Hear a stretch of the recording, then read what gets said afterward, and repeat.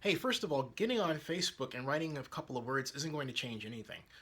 And not only that, as I said before, making your own media as I'm doing and broadcasting it.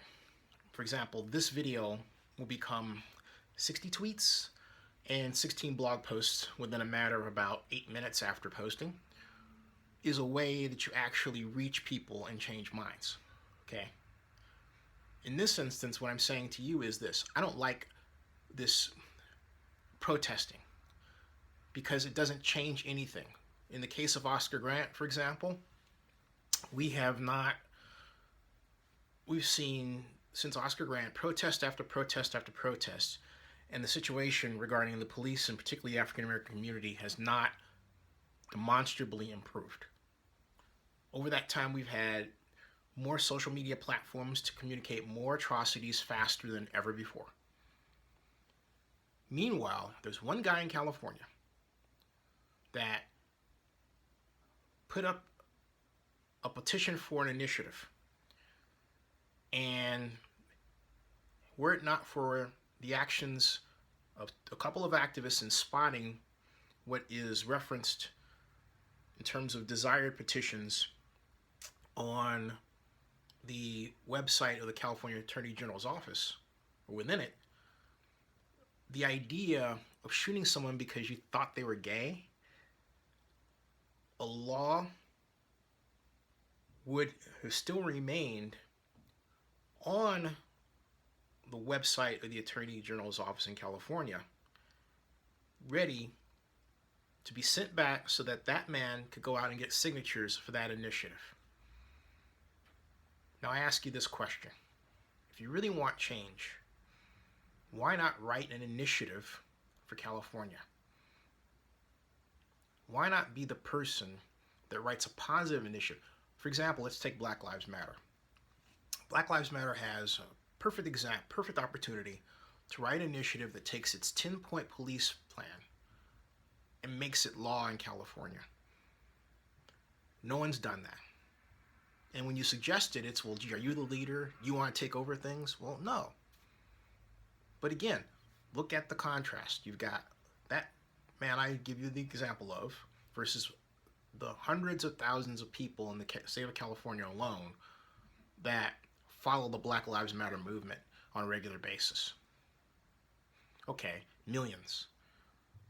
But the number going up only underscores my point. You have all of these people out here taking to the streets, discussing things on social media, but doing nothing.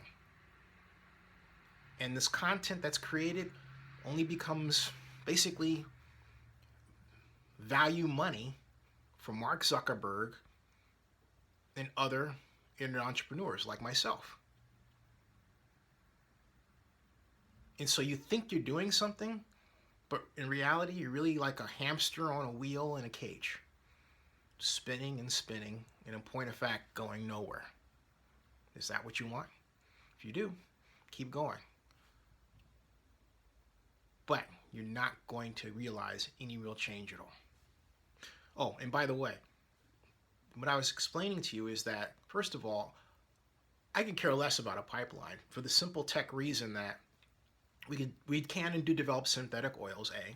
B, many technologies around the world don't require that kind of use of energy, and the energy efficiency rate is increasing at a dramatic rate, worth researching, by the way. And I, again, simply hold that the real overarching problem is in the ever-expanding International Division of Labor. And again, you have not addressed my question. Do you understand what that is?